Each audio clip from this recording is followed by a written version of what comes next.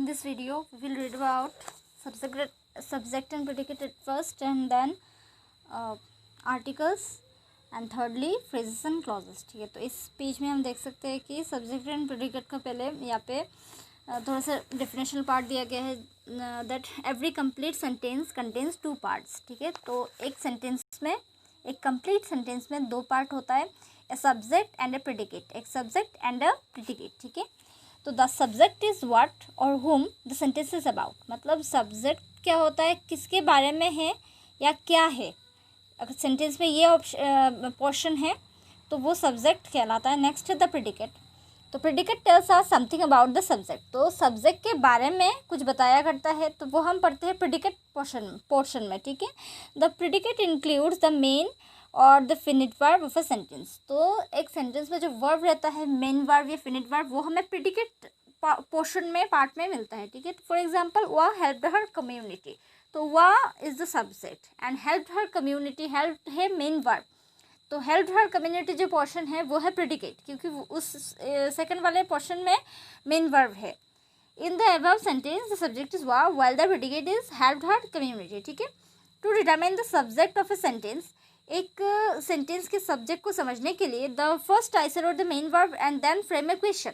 सबसे पहले जो मेन वर्ब है उसको आप आइसोलेट करेंगे. ठीक है, उसको आप थोड़ा सा पार्ट करके रखेंगे. उसके बाद एक क्वेश्चन बनाएंगे, सेट करेंगे कि प्लेसिंग, सबसे पहले आप हु या व्हाट से आप एक क्वेश्चन बनाओ before it and answer the subject. और उस सवाल का जो जवाब होगा वो होगा सब्जेक्ट. जैसे हु इज़ वा और हु हेल्प द कम्युनिटी. तो या व्हाट एक्चुअली, मतलब अगर ऐसा रहेगा तो वो इसका जो आंसर रहेगा ना, उस सवाल का जो आप फॉर्म करोगे तो उसका आंसर रहेगा सब्जेक्ट. ठीक है, और कंपाउंड सब्जेक्ट इज टू और मोर सब्जेक्ट्स इन अ सेंटेंस. ठीक है, तो कंपाउंड सब्जेक्ट मतलब अगर एक सेंटेंस में 2 या 3 सब्जेक्ट रहेंगे तो उसे हम कंपाउंड सब्जेक्ट कहेंगे. ठीक है, तो this subjects are joined by a conjunction. और एक से ज़्यादा अगर सब्जेक्ट रहता है किसी एक सेंटेंस में तो वो कंजंक्शन से एक दूसरे से, मतलब हम जोड़ा करते हैं एक सेंटेंस में, उसको हम जॉइन करते हैं. या and share the same verb. और जब भी ऐसा कोई कंपाउंड सब्जेक्ट रहेगा तो वो एक से ज़्यादा जितने भी सब्जेक्ट रहेंगे उनका वर्ब जो होगा वो कॉमन रहेगा. जैसे वाह and her friends help the community. वाह ने भी कम्युनिटी को हेल्प किया था एंड उसके फ्रेंड्स लोगों ने भी. तो वाह एंड हर फ्रेंड्स जो है बोथ आर सब्जेक्ट्स और दोनों ने हेल्प किया है. दैट इज़ हेल्प, वो हेल्प वर्ब है वो कॉमन है सेंटेंस में और दोनों ने इस वर्ब का सहायता लिया है. ठीक है, तो एक कंपाउंड प्रेडिकेट हैज़ 2 और मोर वर्ब्स. और अगर कंपाउंड प्रेडिकेट है तो उसमें एक से ज़्यादा वर्ब रहेगा, that are joined by a conjunction. और दोनों वर्ब या 2 से ज़्यादा जितने भी वर्ब रहेंगे उनको एक कंजंक्शन से जॉइन किया जाएगा. And share the same subject. और सारे जो वर्ब है वो एक ही सब्जेक्ट को शेयर करेंगे. ठीक है, जैसे I love to play cricket and also football. ऐसा रहेगा तो फुटबॉल खेलना और जो क्रिकेट खेलना वो 2 वर्ब है, लेकिन आई जो है वो कॉमन सब्जेक्ट है. The compound predicate is highlighted in the following sentence. मतलब नीचे एक एग्जाम्पल दिया गया है, इसमें कंपाउंड प्रेडिकेट का मतलब समझाया गया है. जैसे वाह got her riches and share them with her friends. मतलब वाह को जितना भी रिचेस मिला था उसने अपने फ्रेंड्स में उससे शेयर कर दिया. नेक्स्ट पेज में हम देखते हैं कि सब्जेक्ट वर्ब एग्रीमेंट. अब सब्जेक्ट वर्ब एग्रीमेंट में ये है कि singular subject should have singular verbs. कहा जा रहा है कि अगर सब्जेक्ट सिंगुलर है तो उसका वर्ब भी सिंगुलर रहेगा, मतलब एक ही रहेगा. while plural subjects should have plural verbs. और अगर सब्जेक्ट्स प्लूरल है तो उसका जो वर्ब है वो भी प्लूरल रहेगा. ठीक है, तो a verb must agree with the subject. जो वर्ब है वो क्या होगा, हमेशा सब्जेक्ट के अकॉर्डिंग होगा. ठीक है, जैसे डू है तो वो थर्ड पर्सन सिंगुलर सेंटेंस वो नहीं होगा, थर्ड पर्सन सिंगुलर नहीं होगा जो सब्जेक्ट है, क्योंकि हमें पता है कि थर्ड पर्सन सिंगुलर के साथ डू कभी नहीं होता, वो डज होता है प्रेजेंट इंडिफिनिट में. तो जो यहाँ पे कहा जा रहा है कि वर्ब हमेशा सब्जेक्ट को कॉम्प्लाई करेगा. ठीक है, कॉम्प्लीमेंट देगा. not with any noun that is a part of a modifying phrase or clause between the verb and the subject, ठीक है।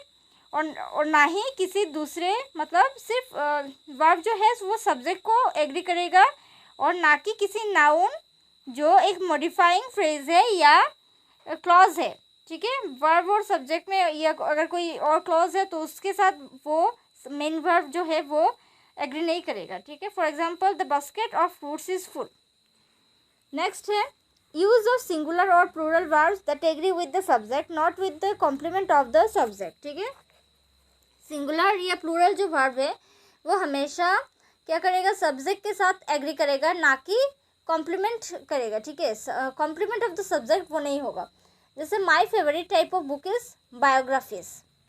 Use singular verbs with singular indefinite pronouns, और singular verb को हमेशा singular indefinite pronounce के साथ ही use किया जाता है।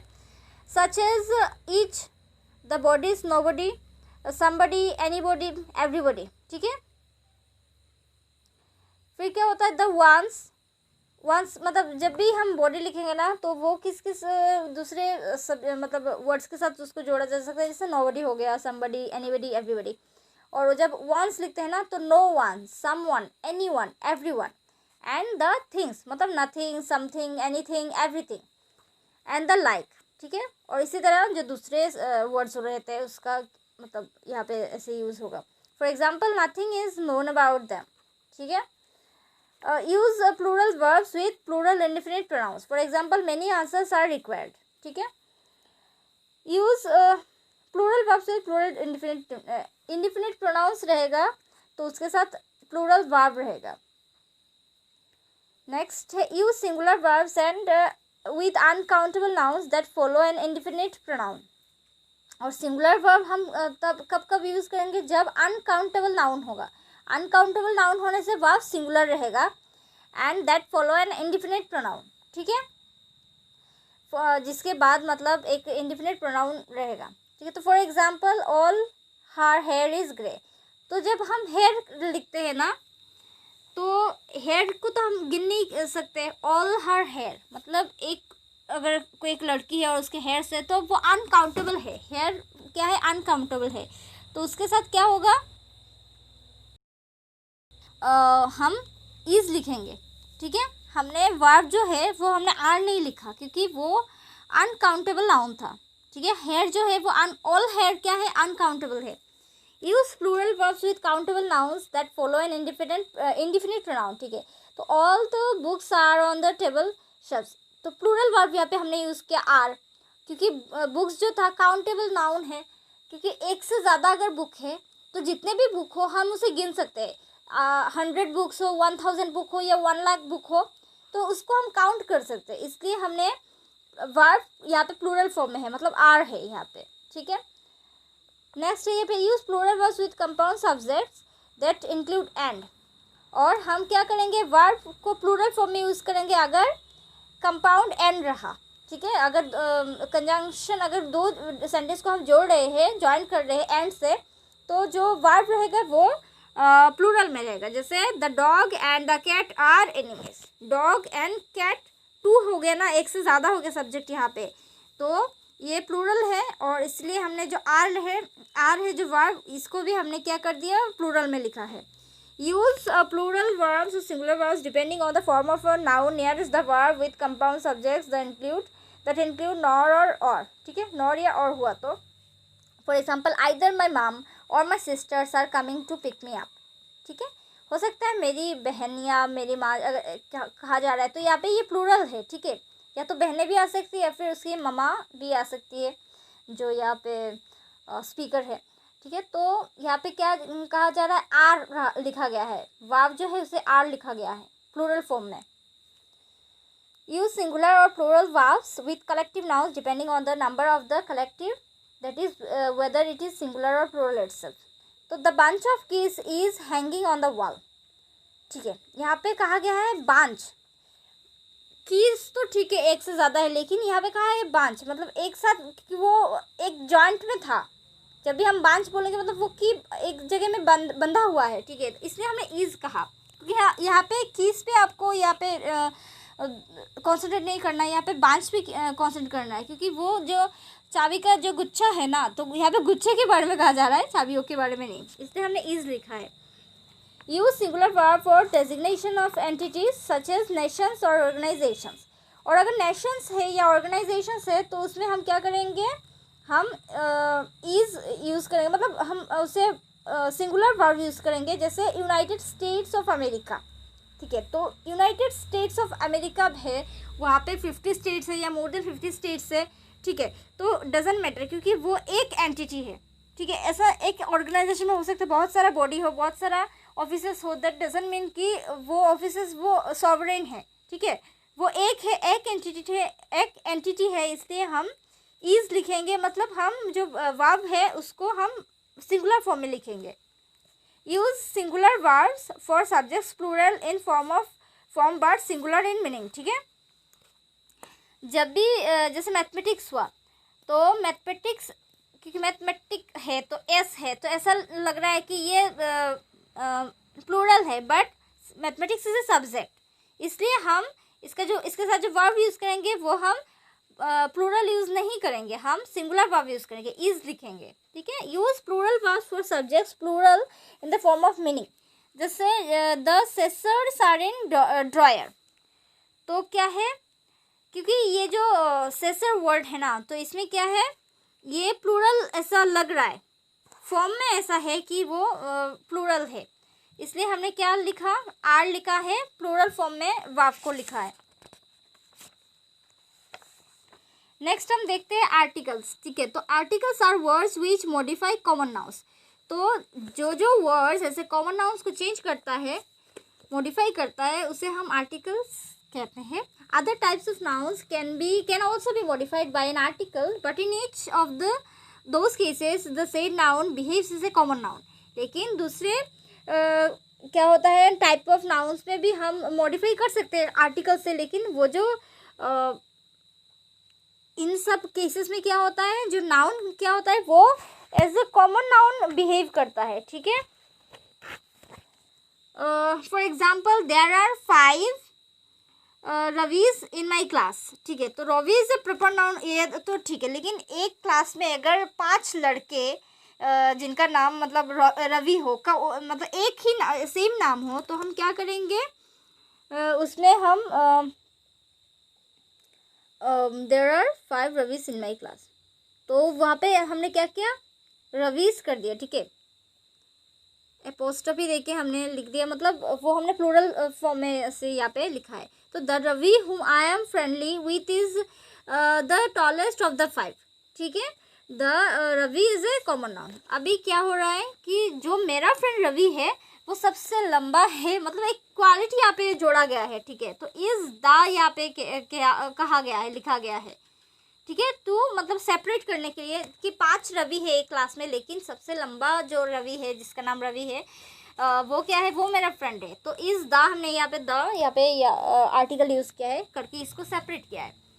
The wisdom of the ancients is worth emulating. ठीक है, तो कहा जा रहा है कि एंशियंट जो प्राचीन काल का जो नॉलेज है वगैरह, वो मतलब बहुत ज़रूरी है, उसको जान के रखना है, एम्यूलेट करना। ठीक है, वाइजडम दो एन एब्स्ट्रैक्ट नाउन, वाइजडम एक एब्स्ट्रैक्ट नाउन है, is here used as a common noun, लेकिन यहाँ पे वाइजडम को कॉमन नाउन की तरह से यूज़ किया गया है। ठीक है, तो कहा गया है यहाँ पे there are 3 articles in English में 3 आर्टिकल है, a, an and the. There are 2 types of articles, namely indefinite a an an and the definite the. ठीक है, तो इंडिफिनिट आर्टिकल है, टाइप्स 2 है। ठीक है, आर्टिकल्स का एक होता है इंडिफिनिट, एक होता है डेफिनिट। तो इंडिफिनिट आर्टिकल 2 है, एक है एन, एक है an, a an an. And कहा गया है जो द है, THE द, वो डेफिनिट आर्टिकल है। ठीक है, तो using the definite article the, तो द जो डेफिनेट आर्टिकल है वो हम कब कब यूज़ करेंगे। ठीक है, the noun modified by the must be important और स्पेशल इन सम वे। अगर नाउन किसी एक क्षेत्र में कोई स्पेशल रहा तो हम द यूज़ करेंगे। ठीक है, जैसे that is it must be definite in the context of the sentence. For example the person you were speaking to. ठीक है। तो हम यहाँ पे जो पर्सन है वो भी नाउन है, लेकिन यहाँ पे वो थोड़ा सा स्पेशल है, इसलिए हमने द यूज़ किया है। The country that she visited last, मतलब कोई आपकी फ्रेंड है जो एक दूसरे देश में, फॉरेन कंट्री में गई थी, तो वो एक पर्टिकुलर कंट्री में गई थी, ऐसा नहीं है रैंडम कंट्री में गई थी। आप कहोगे जापान और वो गई थी चीन, तो ऐसा नहीं होगा। तो आपको डेफिनेट मतलब करना पड़ेगा, निर्दिष्ट है, तो इसलिए आपने द यूज़ किया है। The country she visited last. जैसे हम जब भी सन लिखते हैं तो हम लिखते हैं द सन, जैसे मून लिखते हैं द मून, द वर्ल्ड लिखते हैं तो सॉरी द अर्थ लिखते हैं तो द अर्थ, अर्थ के पहले हम द लिखते हैं, क्योंकि अर्थ जो है वो एक है, सन एक ही है, वो मतलब यूनिक है। तो हम कभी कभी कोई एक नाउन है जो यूनिक है तो उसके पहले हम द आर्टिकल लिखते हैं डेफिनेट करके, क्योंकि सन है दिस अ नेम, लेकिन नाउन है, लेकिन इसके पहले हम द लिखते हैं क्योंकि सन एक ही है पूरे यूनिवर्स में, ठीक है।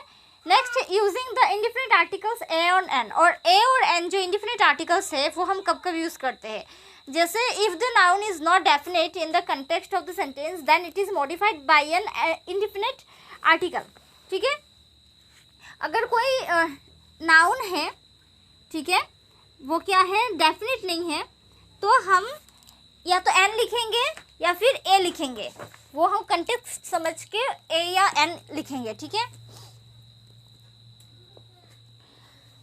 जैसे यहाँ पे हो गया an is used when the noun begins with a vowel sound, ठीक है। जब भी किसी वावल साउंड से कोई एक नाउन स्टार्ट होता है तो हम क्या लिखेंगे, उसके पहले एन लिखेंगे। जैसे ऑरेंज हो गया, एग हो गया, इग्लू हो गया, अम्ब्रेला हो गया, obviously we know that is a e i o u, वो सब वावल से। तो इन सब शब्दों से, मतलब इन सब लेटर से जब कोई शब्द स्टार्ट होता है, कोई वर्ड स्टार्ट होता है, तो उसके पहले हम, वो अगर नाउन भी है तो उसके पहले हम एन बिठाएंगे, ठीक है।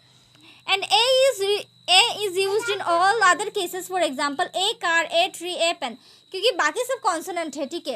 ए ई आई ओ यू, ये 6 छोड़कर बाकी ए ई आई ओ यू जो 5 वायल्स है, इनको छोड़कर बाकी जितने भी है सब कॉन्सोनेंट है। और ऐसे अगर कॉन्सोनेंट से अगर कोई वर्ड स्टार्ट होता है तो उसके पहले हम ए लिखेंगे। जैसे पेन हो गया, ट्री हो गया, बनाना, व्हाटएवर इट इज़, अगर वो कॉन्सोनेंट से स्टार्ट होता है, फर्स्ट लेटर कॉन्सोनेंट होता है, तो हम ए लिखेंगे। कॉमन मिस्टेक, ठीक है। अभी हम कुछ मिस्टेक्स के बारे में पढ़ेंगे जो कॉमनली हम मतलब इंग्लिश ग्रामर में ऐसे होता है और बहुत कंफ्यूजिंग रहता है। जैसे an is used when the noun begins with a vowel sound, ठीक है। ये तो हमें पता है कि एन हम तभी लिखते हैं जब वावल से कोई एक वर्ड शुरू होता है, वावल लेटर से, ठीक है, but not necessarily a vowel in itself. लेकिन अगर जो वावल लेटर है, ठीक है, तो उसका साउंड अगर उसी वावल लेटर के जैसा होगा तो हम उसके पहले ये एन नहीं लिखेंगे। जैसे university, university first letter u, ठीक है।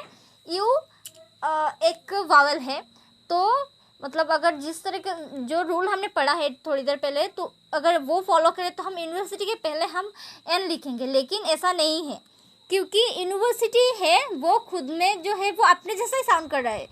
University, u first letter u है, और जब हम यूनिवर्सिटी स्पेलिंग करते हैं, प्रोनाउंस करते हैं, तो वो यू जैसे ही साउंड करता है। इसलिए हम जब भी कोई एक वावल से कोई एक लेटर, वावल लेटर से कोई स्टार्ट होता है कोई वर्ड और वो अपने जैसा साउंड करता है, तो उसके पहले हम यू एन नहीं बिठाएंगे, ए बिठाएंगे, ठीक है, ए लिखेंगे। But the sound is that of a consonant, ठीक है। ठीक है, तो जब ऐसे मतलब कॉन्सोनेंट के जैसे साउंड होगा तब हम एन नहीं बिठाएंगे।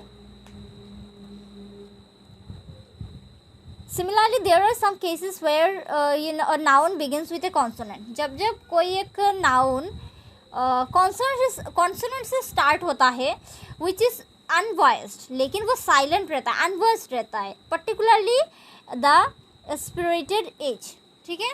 बहुत सारे ऐसे क्या होता है वर्ड्स में फर्स्ट जो लेटर है वो कॉन्सोनेंट रहता है, लेकिन फर्स्ट लेटर जो कॉन्सोनेंट है वो साइलेंट भी है।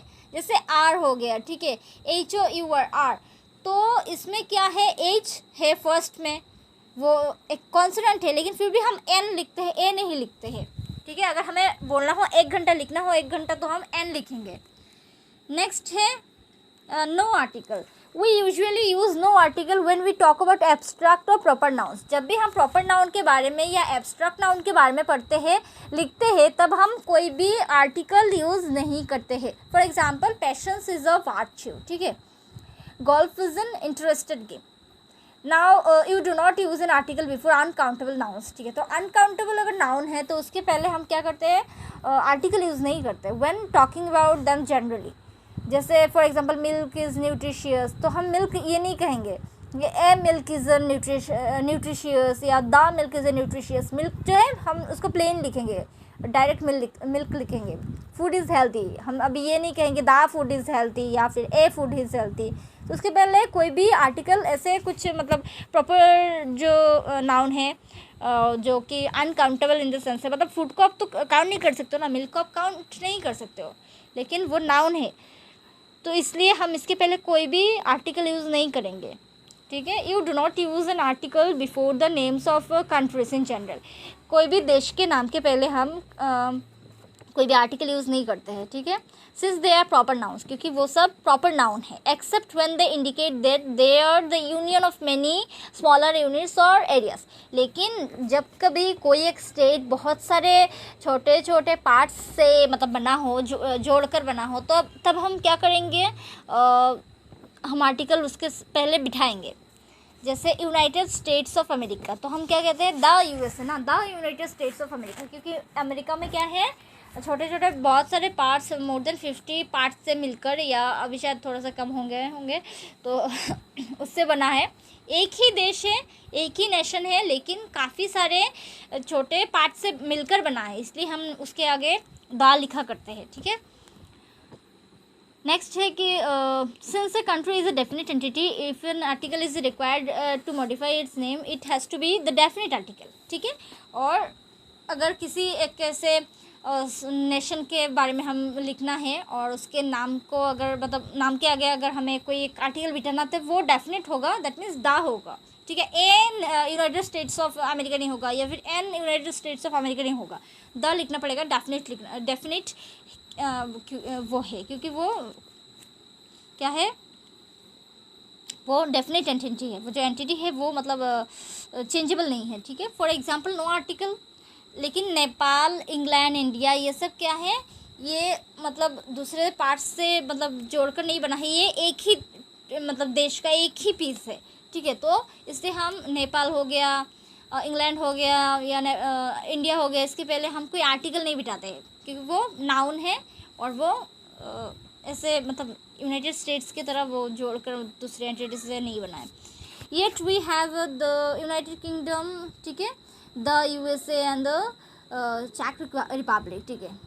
लेकिन यूनाइटेड किंगडम जो है वो भी 3 पार्ट से मिलकर बना है, इसलिए हम उसके पहले द लिखते हैं, ठीक है। तो plural forms, the Netherlands, the Philippines, ठीक है, और the British islands, Bahamas and the Americas, ठीक है।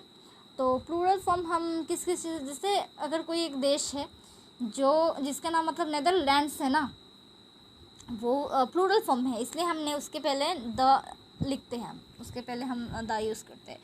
नेक्स्ट है हम फ्रेजेस एंड क्लॉजेस के बारे में पढ़ेंगे, ठीक है। ये हो गया phrases, a group of words that does not make complete sense by itself known as phrase. एक ग्रुप ऑफ वर्ड्स है, कुछ भी लिख लिया, ठीक है, जैसे एप्पल, ऑरेंज, मैंगो, लेकिन एप्पल, ऑरेंज, मैंगो क्या है, क्यों है, ये समझ नहीं आ रहा है, एक सेंस यहाँ पे नहीं, मतलब इसका कोई मीनिंग समझ नहीं आ रहा है, तो ग्रुप ऑफ वर्ड होने से ही वो सेंटेंस नहीं बन जाता है, ठीक है। वो क्या है, फ्रेज है।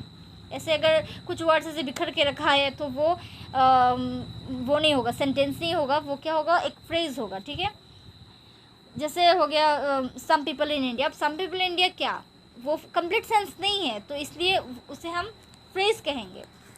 अब फ्रेजेस कितने टाइप्स के हैं यहाँ पे हम देखते हैं कि फ्रेजेस नाउन फ्रेज हो गया, वर्ब फ्रेज हो गया, prepositional phrase, adjective phrase, adverbial phrase, 5 types of phrases are there, ठीक है। तो नाउन फ्रेज क्या है, the phrase that has a noun or a pronoun as the main word, ठीक है। अगर किसी एक सेंटेंस में कोई एक नाउन है या फिर प्रोनाउन है मेन वर्ड के रूप में, तो उसे हम नाउन फ्रेज कहेंगे, ठीक है। जैसे my brother the cat a good student, ठीक है। Verb phrase, the verb phrase that has a verb, किसी एक फ्रेज में अगर कोई वर्ब है या एक से ज़्यादा वर्ब है, more than one verb, and as the main word, उसी फ्रेज में अगर मेन वर्ड वो एक वर्ब है या फिर एक से ज़्यादा वर्ब है, तो हम उस फ्रेज को हम क्या कहेंगे, वर्ब फ्रेज कहेंगे। जैसे can, seeing, will do, is going, ठीक है। प्रीपोजिशनल फ्रेज, अभी प्रीपोजिशनल फ्रेज क्या है, और the phrase that begins with a preposition, अगर कोई फ्रेज एक प्रीपोजिशन के साथ स्टार्ट होता है तो उसे कहते हैं प्रीपोजिशनल फ्रेज, ठीक है। For example, at home, in the room, on the table, ठीक है। जैसे कहा गया है कि पेन कहाँ पे है, ऑन द टेबल, आपने ऐसे पॉइंट आउट करके कहा कि ऑन द टेबल, मतलब ऑन द टेबल, टेबल के ऊपर पेन रखा गया है। तो ये जो फ्रेज है ये प्रीपोजिशनल फ्रेज है, क्योंकि ऑन जो है वो प्रीपोजिशन है, और यहाँ पे ऑन जो है ना, ऑन द टेबल मतलब टेबल का ऊपर रखा गया है ना, तो ऑन यहाँ पे स्ट्रेस दिया गया है ऑन पर, ठीक है, ऊपर, इसलिए इसको प्रीपोजिशनल फ्रेज कहेंगे हम। The adjective phrase, the phrase that has an adjective as a main word, अगर किसी एक फ्रेज में एडजेक्टिव मेन वर्ड है तो उसे हम एडजेक्टिव फ्रेज कहेंगे। जैसे very poor, extremely good, too difficult, ठीक है। तो ऐसे फ्रेजेस को हम एडजेक्टिव फ्रेज कहेंगे, ठीक है। नेक्स्ट है adverbial phrase, the phrase that has an adverb, किसी एक फ्रेज में अगर कोई एडवर्ब है as a main word is called, तो उस फ्रेज को हम एडवर्बियल फ्रेज कहेंगे। जैसे वेरी क्विकली, क्वाइट, हैप्पीली, ठीक है। नेक्स्ट पेज में हम देखते हैं कि a captain is considered the leader of A team, यहाँ पे कहा गया कि एक कैप्टन को कंसिडर किया जाता है लीडर ऑफ ए टीम। यहाँ पे हम देख सकते हैं कि जो कैप्टन है, ए कैप्टन, ये है नाउन फ्रेज। इज कंसिडर्ड जो है वो वर्ब है, कंसिडर्ड जो है वो पास्ट फॉर्म में है, बस पार्टिसिपल फॉर्म में है, तो ऑब्वियसली वो वर्ब है, इसलिए हमने इस फ्रेज को, इस कंसिडर्ड को हमने वर्ब फ्रेज कहा। द लीडर, अब लीडर फिर से हो गया हम लोगों का नाउन, तो इसलिए द लीडर को हम फिर से कहेंगे noun phrase. Of A team, ठीक है, प्रीपोजिशनल फ्रेज, ऑफ है ना, ऑफ ए टीम, ऑफ में हमने थोड़ा सा स्ट्रेस दिया है, ये मेन वर्ड है इस फ्रेज में, इसलिए ये प्रीपोजिशनल फ्रेज हो गया, ठीक है। नेक्स्ट हो गया क्लॉज, ठीक है, clauses. A clause is a group of words with a subject and A predicate. Clause में क्या होता है, एक सब्जेक्ट भी रहता है और एक प्रेडिकेट भी रहता है। It is usually a part of sentence, और क्लॉज क्या रहता है, एक सेंटेंस का एक पार्ट रहता है, ठीक है। Example, the sky looks blue in the morning, मतलब सुबह सुबह स्काई ब्लू दिखाई देता है, तो ये एक क्लॉज है, ठीक है। In the above sentence the group of words the sky looks blue has a subject, तो द स्काई लुक्स ब्लू में सब्जेक्ट है द स्काई, ठीक है, and a predicate looks blue is predicate, क्योंकि इसमें मेन वर्ब है, main verb that is look, मतलब दिखाई देना, ठीक है। तो इन द मॉर्निंग अगर हम कहेंगे तो ये हो गया पूरा सेंटेंस, लेकिन द स्काई लुक्स ब्लू अगर यहाँ तक कहेंगे तो ये एक क्लॉज है जो कि एक मीनिंग तो मतलब दर्शाता है, लेकिन उसमें वो एक कंप्लीट सेंटेंस नहीं है, लेकिन उसमें क्या है, एक सब्जेक्ट है और एक प्रेडिकेट है, ठीक है। A clause must have a verb in it, और क्लॉज में क्या होना है, हमेशा एक वर्ब रहना ज़रूरी है। क्लॉजेस मे और may not make complete sense, तो क्लॉजेस हो सकता है कंप्लीट सेंस को दर्शाए या ना दर्शाए, ठीक है। नेक्स्ट क्या है,